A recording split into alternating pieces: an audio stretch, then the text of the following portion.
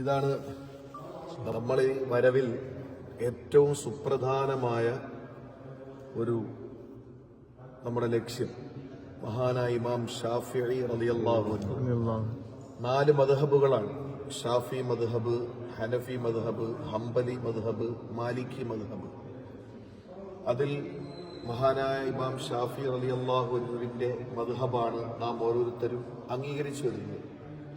മഹാനവറുകൾ മക്കയിൽ ഒരു ദിവസം നിൽക്കുമ്പോൾ, മൂപ്പരുടെ ജനനം ഗസ എന്ന് പറയുന്ന ഫലസ്തീനിന്റെ ഒരു ഭാഗത്താണ്.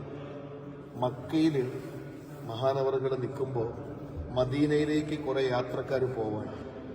അങ്ങനെ പോകുമ്പോൾ അവരോട് ചോദിച്ചു, പഠിക്കാനുള്ളൊരു ആഗ്രഹം കൊണ്ടാണ്. 14-ാമത്തെ വയസ്സാണ്, 14-ാമത്തെ വയസ്സ്.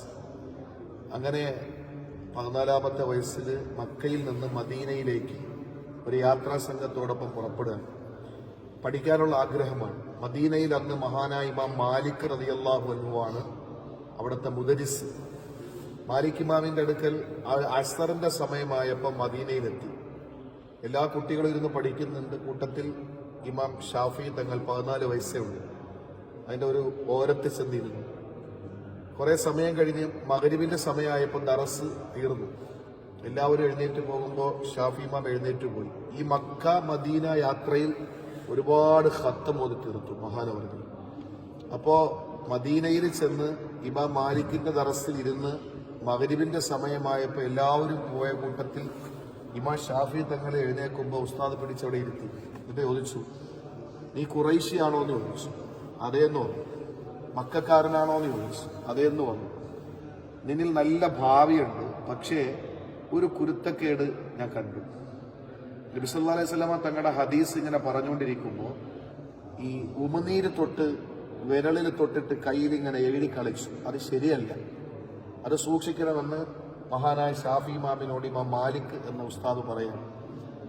ഇദ്ദേഹം കരഞ്ഞുകൊണ്ട് പറഞ്ഞൊരു കാര്യമുണ്ട്, ഉസ്താദെ എനിക്ക് എഴുതാനും അല്ലെങ്കിൽ നോട്ട് ചെയ്യാനൊന്നുമില്ല, കയ്യിൽ പേനയോ പെൻസിലോ അല്ലെങ്കിൽ മറ്റു കാര്യങ്ങളൊന്നുമില്ല. അതുകൊണ്ട് നിങ്ങൾ പറഞ്ഞ ഹദീസുകൾ മുഴുവനും ഞാൻ ഉമിനീര് എൻ്റെ വിരലുകൊണ്ട് തൊട്ട് ഞാൻ എൻ്റെ കൈവെള്ളയിൽ എഴുതി ഞാനത് മനപ്പാടാക്കുകയായിരുന്നു. അപ്പോൾ ഇമാം മാലിക് പിടിച്ചു നോക്കി കയ്യിൽ. അപ്പോൾ കയ്യിലൊന്നും കാണാനില്ല. അപ്പോൾ ഇമാം മാലിക് തങ്ങളോട് ചോദിച്ചത്, നീ വീണ്ടും പരിഹസിക്കുകയാണോ എന്നാണ്. അദ്ദേഹം പറഞ്ഞു, അല്ല, അങ്ങ് പറയുമ്പോൾ ഉടനെ ഞാൻ നാവിന് ഉമിനീര് കൊണ്ട് എഴുതി കാണാതെ പഠിച്ചു. അപ്പൊ പറയാൻ പറഞ്ഞു. 25ഓളം വരുന്ന ഹദീസുകൾ ഇമാം മാലിക് എന്നവര്, അദ്ദേഹത്തിന്റെ ഉസ്താദ് ഇമാം നാഫിഅ്, അദ്ദേഹത്തിന്റെ ഉസ്താദ് ഇമാം ഇബ്നു ഉമർ സ്വഹാബിയാണ്, അദ്ദേഹത്തിന്റെ ഉസ്താദ് അഷ്റഫുൽ ഖൽഖ് സല്ലല്ലാഹു അലൈഹി വസല്ലം. അപ്പോ ഷാഫി ഇമാമിന്റെ ഉസ്താദ് മാലിക് ഇമാം, അദ്ദേഹത്തിന്റെ ഉസ്താദ് നാഫി ഇമാം, അദ്ദേഹത്തിന്റെ ഉസ്താദ് ഇബ്നു ഉമർ എന്ന സഹാബി, അദ്ദേഹത്തിന്റെ ഉസ്താദ് അഷ്റഫുൽ ഖൽഖ് സല്ലല്ലാഹു അലൈഹി വസല്ലം. ആകെ 3 പേരെ നബി സല്ലല്ലാഹു അലൈഹി വസല്ലം തങ്ങളുടെയും ഇമാം ഷാഫി തങ്ങളുടെ ഇടയിലുള്ളൂ. 3 പേര് കഴിഞ്ഞാൽ പിന്നെ 2 അറ്റത്ത് ഷാഫി ഇമാമും അള്ളാന്റെ റസൂലുമാണ്. അത്രയും വലിയ അടുപ്പം. ആ ഒരു ദാരിദ്ര്യത്തിലും ഇമാം ഷാഫി തങ്ങൾ പുലർത്തിയ ഒരു സമീപനം അത് വലിയൊരു കറാമത്തായി അറിയപ്പെടുന്നതാണ്. കാരണം ആ 25 ഹദീസുകളും മനപ്പാടമാക്കിയത് ഓതിക്കൊടുത്തു ഇമാം മാലിക്കിനെ അത്ഭുതപ്പെടുത്തി. റളിയല്ലാഹു അൻഹു.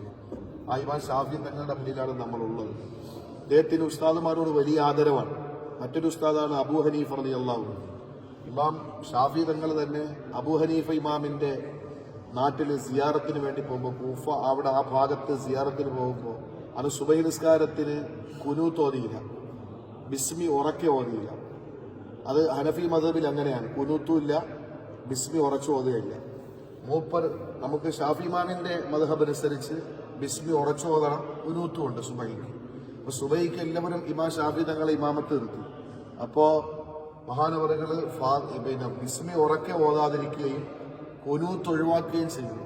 ശിഷ്യന്മാര് ചോദിച്ചു എന്താണ് കാരണം വെച്ചപ്പോൾ പറഞ്ഞു, എന്റെ ഉസ്താദിന്റെ സമീപത്ത് വന്നിട്ട് എന്റെ ഉസ്താദിന്റെ മദ്ഹബും വീക്ഷണവും അനുസരിച്ച് ഞാൻ നിസ്കരിക്കണം, ഇല്ലെങ്കിൽ കുരുത്തക്കേട് കിട്ടിപ്പോവും. അത്രയും സൂക്ഷ്മതയാണ് ഇമാം ഷാഫി തങ്ങൾക്കുള്ളത്. അതാണ് ഇവിടെ മുയ്സ് പറഞ്ഞത്, ഷാഫി റളിയല്ലാഹു തആല അൻഹുവിന്റെ ഈ ഖബർ സിയാറത്ത് ചെയ്യാത്ത ഇമാം നവവി തങ്ങൾ 2-3 കിലോമീറ്റർ അപ്പുറത്ത് നൈലിന്റെ തീരത്ത് വന്നിരുന്ന് ഈ മുകളിൽ കാണുന്ന ഈ കുബ്ബ അത് കണ്ടിട്ട് ഇമാം ഷാഫി തങ്ങളുടെ വ്യക്തിപ്രഭാവത്തിനോട് യോജിച്ചതാണ് ഇതെന്ന് പറയണമെങ്കിൽ പിൽക്കാലത്തുള്ള ഷാഫി ഇമാമിന്റെ ശിഷ്യന്മാര് നവഇമാമിനെ പോലുള്ള ആളുകൾക്കൊക്കെ ഷാഫി ഇമാമിനോടുള്ള ആദരവും വലുതാണ്.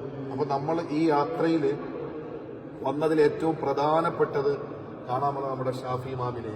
നമ്മൾക്ക് ഏതെല്ലാം രീതിയിൽ നിസ്കരിക്കണം, ഒതുവെടുക്കുന്നത് എങ്ങനെ, നിസ്കരിക്കുന്നത് എങ്ങനെ, നോമ്പുടിക്കുന്നത് എങ്ങനെ, നമ്മുടെ കർമ്മങ്ങൾ എങ്ങനെ, ഇതെല്ലാം നമുക്ക് വരച്ച് കാണിച്ച് ഒരു രൂപരേഖ റെഡിയാക്കി തന്നത് ഇമാം ഷാഫി തങ്ങളാണ്. ഇപ്പൊ ഷാഫി ഇമാം എങ്ങനെയാണോ നമ്മളോട് പറഞ്ഞത് അതാണ് ഇപ്പൊ നമ്മൾ പുലർത്തിപ്പോരുന്ന എല്ലാ ഇബാദത്തുകളും, നോമ്പ്, തറാവീഹ്, നിസ്കാരങ്ങൾ എല്ലാം.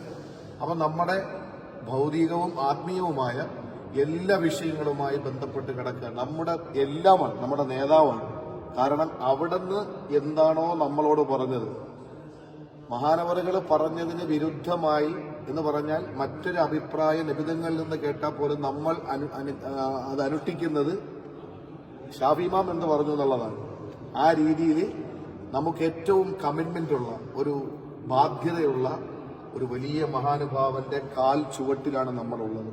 എല്ലാം ഇവിടെ സമർപ്പിച്ച് നമ്മുടെ പരലോക വിജയത്തിന് വേണ്ടിയിട്ട് നമ്മുടെ യാത്ര ഏറ്റവും പ്രധാനപ്പെട്ട ഒരു ഭാഗമാണിത്. നമുക്ക് മഹാന്മാരെ തിരിച്ചറിയാൻ, അള്ളാഹു അവർക്ക് കൊടുത്ത ആദരവൊക്കെ മനസ്സിലാക്കാൻ അള്ളാഹു നമുക്ക് തൗഫീഖ് നൽകി അനുഗ്രഹിക്കുമാറാവട്ടെ. അതെ, നമുക്ക് ഒന്ന് ദുആ ചെയ്യണം.